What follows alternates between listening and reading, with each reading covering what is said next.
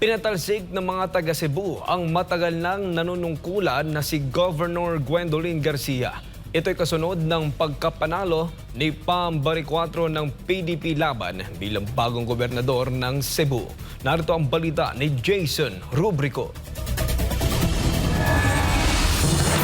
Sa kabila ng pag-endorso ni Pangulong Ferdinand Marcos Jr. kay Governor Gwen Garcia, mas pinili ng mga taga Cebu ang pambato ni dating Pangulong Rodrigo Duterte at inihalal si Pam Baricuatro bilang bagong gobernador ng Cebu.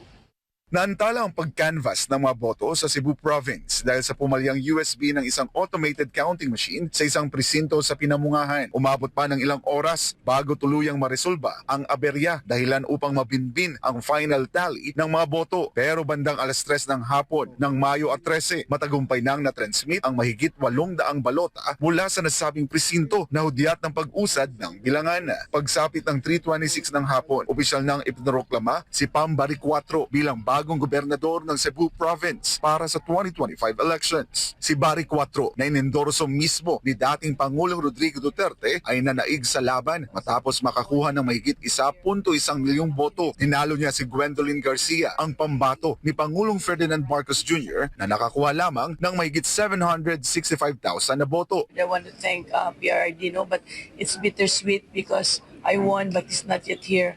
So my happiness will be completed when he returns home. Nagpapasalamat si Baricuatro sa matinding suporta at tiwala ng mga taga Cebu sa kanyang pagkakahalal bilang bagong gobernador. Binigyang diin niya ang pangakong pantay-pantay na serbisyo para sa lahat ng Cebuano, bumoto man sa kanya o hindi.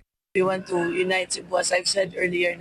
It's a time of healing. We have to heal after the election. And rest assured na in my governance, we will serve those even who did not vote for me or does not belong to my group na expect the same kind of service that I will give to the rest of the Cebuanos. Buong paninindigan din sinabi ni Baricuatro na kung may magbabago man, ito ay ang kalidad ng buhay ng mga taga Cebu at hindi siya.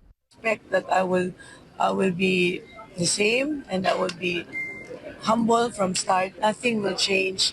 If ever, it will be the quality of life of the Cebuanos that will change. And Not me. Sa kabila ng mga hamon at aberya sa halalan, malinaw ang mensahe ng mga taga Cebu. Panahon na para sa bagong pamumuno. Para kay Baricuatro, ang tagumpay na ito ay hindi lamang para sa kanya, kundi para sa bawat Cebuano na nagnanais ng tunay na pagbabago. Para sa Diyos at sa Pilipinas kumahal, ako po si Jason Rubrico, SMNI News.